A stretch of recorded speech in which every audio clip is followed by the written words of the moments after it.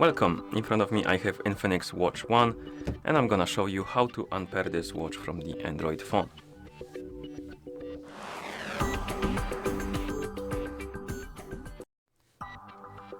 First thing we need to do is to open the MyHealth application on the phone that is paired with our watch. It usually has this icon, looks like this. So find the MyHealth icon and tap on it. In the app, tap on Devices. And here on the Devices page you should see your INFINIX Watch 1. Now scroll down and at the bottom you will see the option or button called Delete Device. Tap on it, tap on Delete, and the watch will disappear from the Devices page. We can close the app.